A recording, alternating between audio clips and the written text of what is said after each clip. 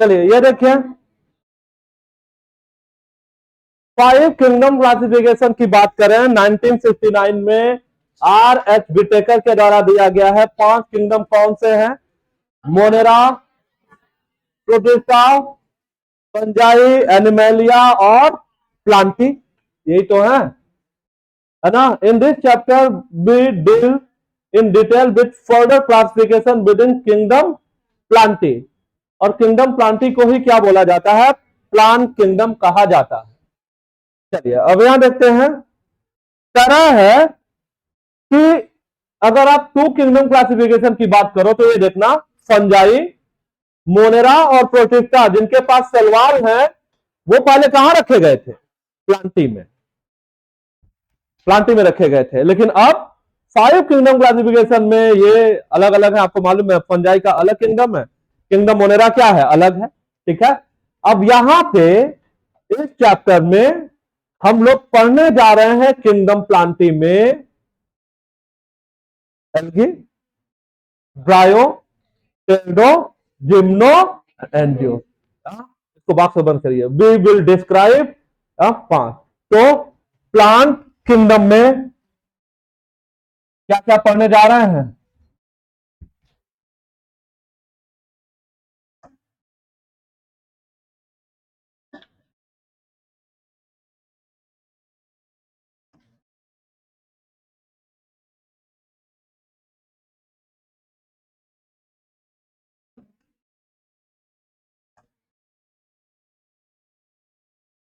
ठीक है, क्या क्या है बताइए?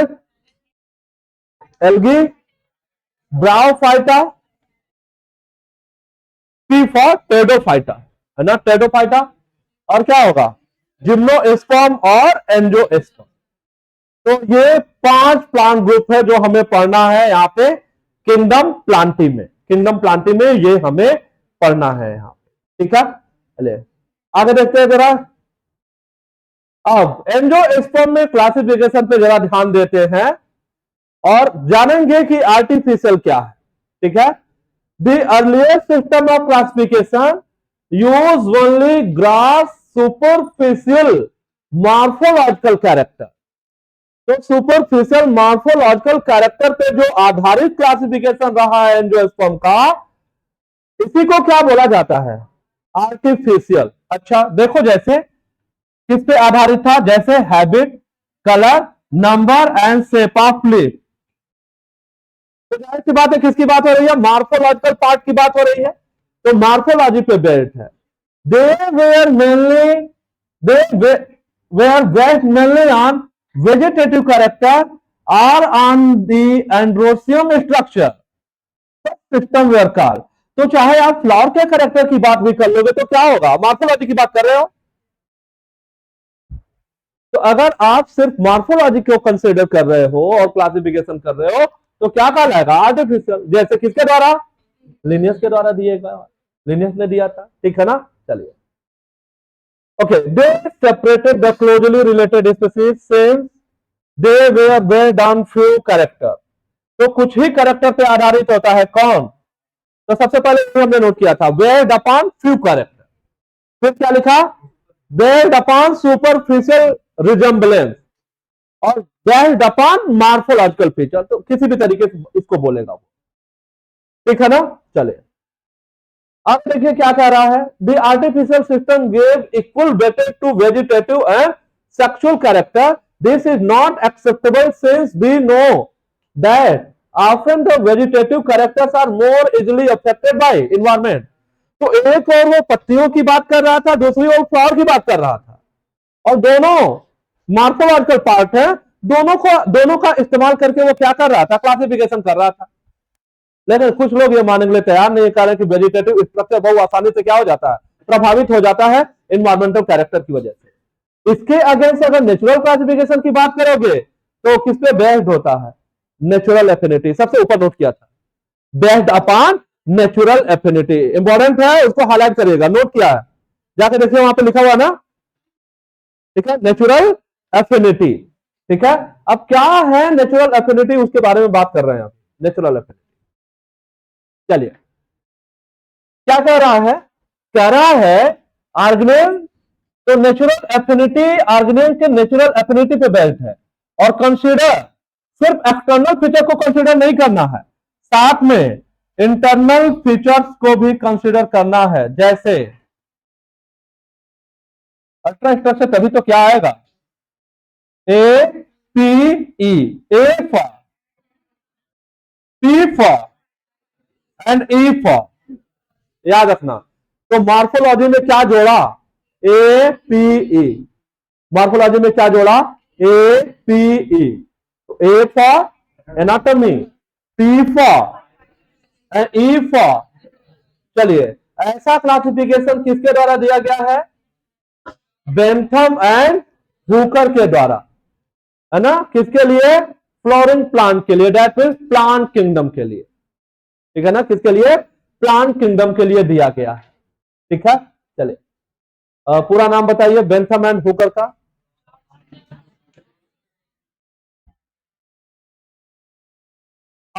ये देखिए, इसको हाईलाइट करिए, फ्लोरिंग प्लांट। वो इस वजह से क्योंकि नहीं तो हमने उसमें जिम्नोस्पर्म का भी नाम लिखा है, तो आपको लगेगा नहीं जिम्नोस्पर्म का तो फ्लोरिंग प्लांट फिर कैसे है वो, ठीक है। फिलहाल उसमें ज्यादा बात किसके बारे में की गई है, हाँ, फाइलोजेनेटिक सिस्टम ऑफ क्लासिफिकेशन में क्या बात की जाएगी, किस पे बेस्ड होगा, इवोल्यूशनरी रिलेशनशिप पे बेस्ड होगा। तो जो इवोल्यूशनरी रिलेशनशिप पे बेस्ड होगा वो फाइलोजेनेटिक या क्लैडेक्टिक्स कहा जाएगा। किनके किनके द्वारा दिया गया है, नाम आपको याद करा दिया, ठीक है ना। अब तीन और टर्म है, इनके बारे में जरा हम लोग बात करते हैं। यहां पे एक है न्यूमेरिकल टैक्सोनॉमी, नंबर गिनने से मतलब है यहां पे, ठीक है। और अगला है यहां पे साइटोटैक्सोनॉमी, और अगला है यहां पे कीमोटैक्सोनॉमी, ठीक है। इनके क्या मतलब है, इन्हीं के बारे में बात करना, तो देखते हैं। चलिए, तो जैसा कि नाम है कीमोटैक्सोनॉमी, कीमोटैक्सोनॉमी में क्लासिफिकेशन किस आधार पर किया जाएगा, हाँ, प्लांट के सेल में कौन से केमिकल कॉन्स्टिट्यूएंट है।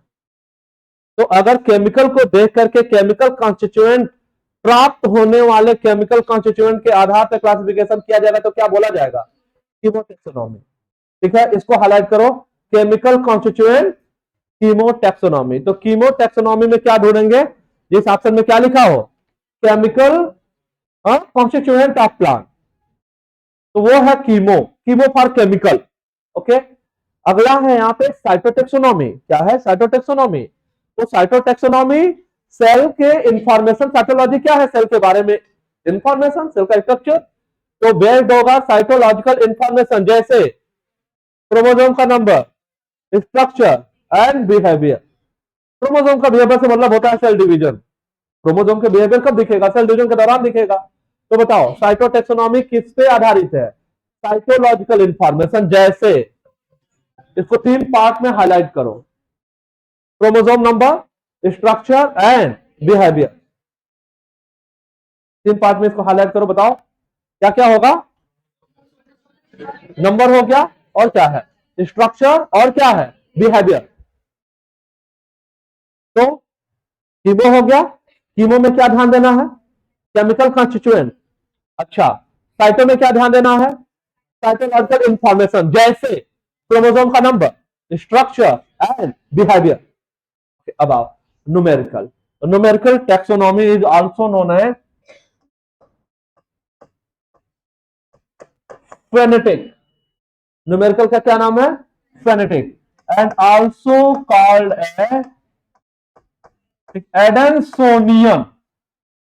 इसकी डिस्कवरी एडेंसन ने की है, उन्हीं के नाम पे क्या नाम पड़ गया है, एडेंसोनियन। क्या नाम पड़ गया है, एडेंसोनियन, ठीक है, एडेंसोनियन नाम पड़ गया। तो बताइए, पहले नाम ही बताइए, न्यूमेरिकल टैक्सोनॉमी के क्या क्या नाम है, जल्दी बोलिए, फेनेटिक, और बताइए एडेंसोनियन, फेनेटिक एडेंसोनियन टैक्सोनॉमी कहा जाता है।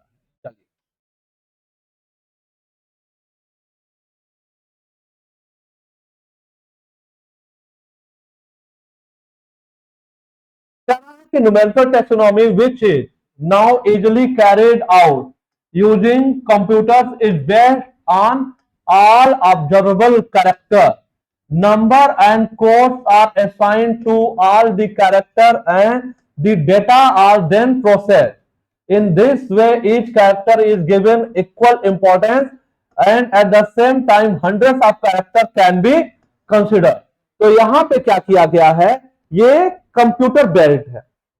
ठीक है, क्या किया जा रहा है, जितने कैरेक्टर्स हैं, जो भी कैरेक्टर होते हैं ऑर्गेनिज्म में जो पाए जाते हैं, उसको हमने क्या कर लिया है, उसको हमने डाटाबेस कर लिया है, लिख के रख लिया है, पूरा लिख के रख लिया है उसको। तो अब कोई ऑर्गेनिज्म आएगा तो हमें क्या करना रहेगा, बस हमें उसमें एक डेटा लेनी होगी और उसमें हम पढ़ेंगे कि किससे ज्यादा सिमिलर ये हो रहा है।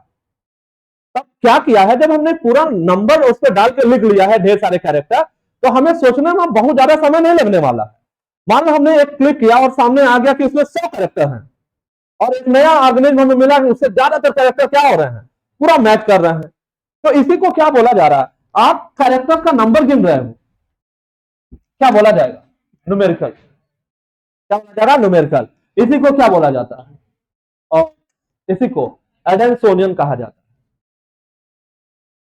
इसी को एडेंसोनियन नाम दिया जाता है।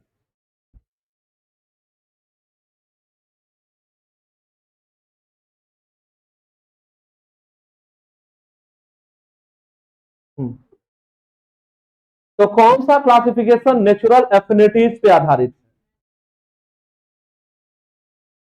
है, नेचुरल, नाम में है नेचुरल। Okay, natural affinity. क्या खास बात आपने याद की है, मार्फोलॉजी प्लस एपीई कौन थ्रू कैरेक्टर्स पे आधारित है। लीनियस ने जो क्लासिफिकेशन दिया है वो कौन सा है, हाँ?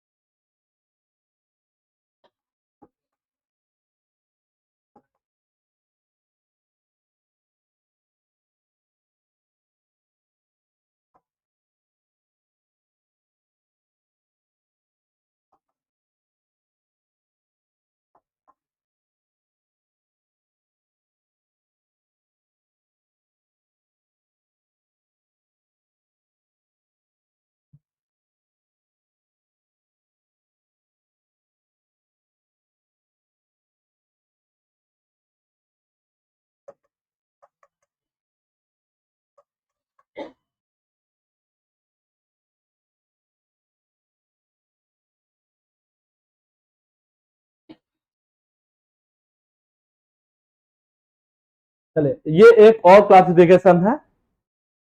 जैसे कभी कभी आपने नाम सुना है क्रिप्टोगैम्स, फेनरोगैम्स, ठीक है, तो इसके बारे में बताने जा रहे हैं। ये है किंगडम प्लांटी, जिसके दो सब किंगडम कर दिए हैं। एक को लिखा है क्रिप्टोगैमिया और एक को लिखा है फेनरोगैमिया। क्रिप्टोगैमिया, क्रिप्टो का मतलब होता है हिडन और गैमिया का मतलब है फ्यूजन। तो गैमिट का फ्यूजन जो है वो क्या है, हिडन है। जबकि यहां देखिए गैमिट का फ्यूजन जो है ओपन है। क्या है, ओपन। ठीक है, ओपन कहने का सीधा मतलब है फ्लावर से। किससे मतलब है, फ्लावर से है। ठीक है, अब ये मत कहिएगा कि जिम्नोस्पर्म में फ्लावर नहीं होता, ठीक बात है, नहीं होता। ठीक है, लेकिन तब भी जिम्नोस्पर्म भी क्या है, फेनरोगैम है। ऐसा फेनरोगैम है जहां ओवरी नहीं होता, जहां फ्लावर नहीं। ठीक है, लेकिन है क्या, जिम्नोस्पर्म भी क्या है, फेनरोगैम होगा।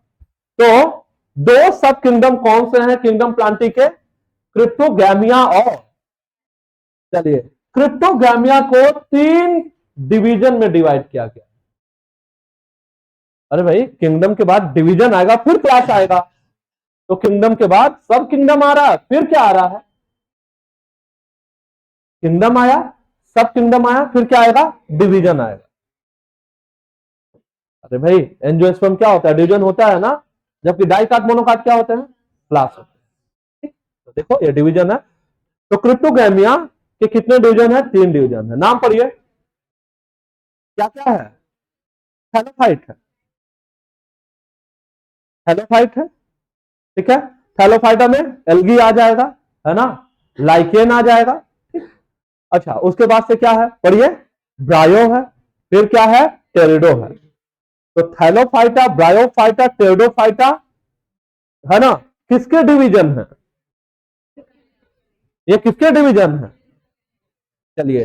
और 2 डिवीजन है फेब्रोगैमिया के, कौन कौन से, जिम्नोस्पर्म और angiosperm, gymnosperm and angiosperm.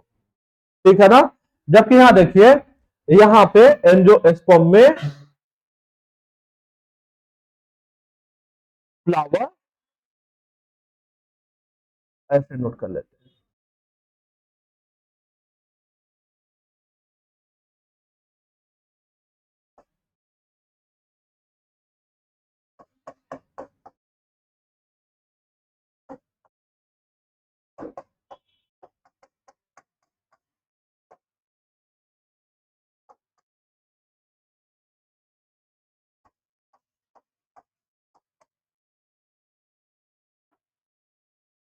Gymnosperm में फ्लावर और फ्रूट एब्सेंट होगा, लेकिन सीड पाया जाएगा, सीड पाया जाएगा।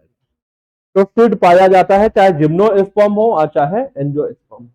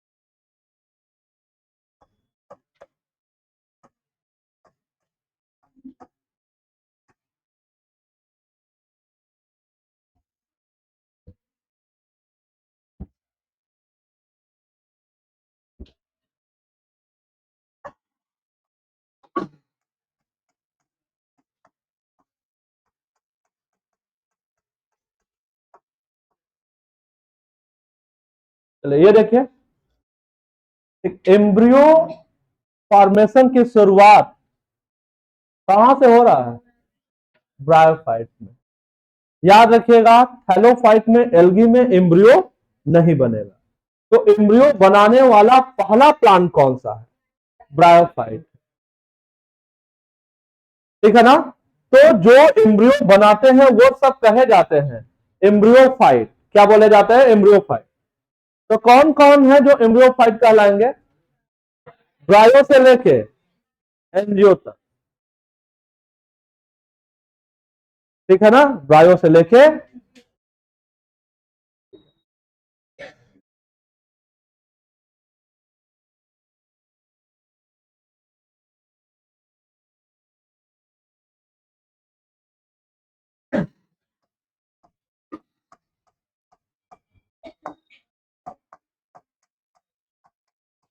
कुछ और टर्म आपको बता देते हैं। जैसे ये देखिए, जो सीड बनाएगा उसे बोला जाता है स्पर्मेटोफाइट। तो कौन है स्पर्मेटोफाइट? जिम्नोस्पर्म और एंजियोस्पर्म दोनों सीड बनाते हैं। जो सीड बनाता है वो क्या है? स्पर्मेटोफाइट। तो पूछा जाए कौन होगा स्पर्मेटोफाइट? कौन होगा स्पर्मेटोफाइट जो सीड बनाएगा? जिम्नोस्पर्म और, ठीक है। कौन होगा एम्ब्रियोफाइट? कौन होगा बताओ? हाँ हाँ, बिल्कुल सही, ब्रायोफाइट से लेके एंजियोस्पर्म।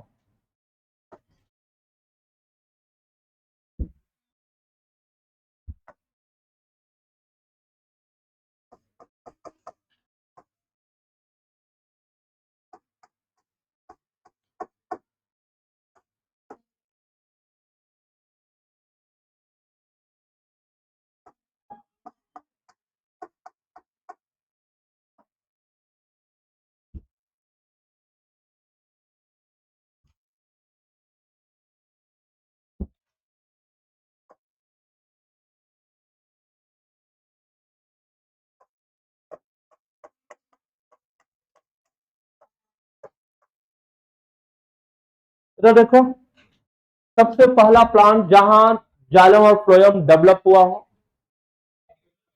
First bachelor plant. हाँ,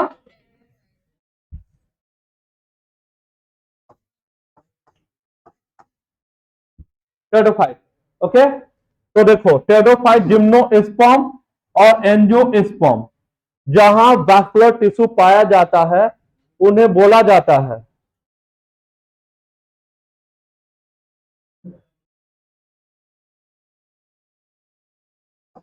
ट्रैकिएट कहा जाता है। क्या कहा जाता है? ट्रैकिएट।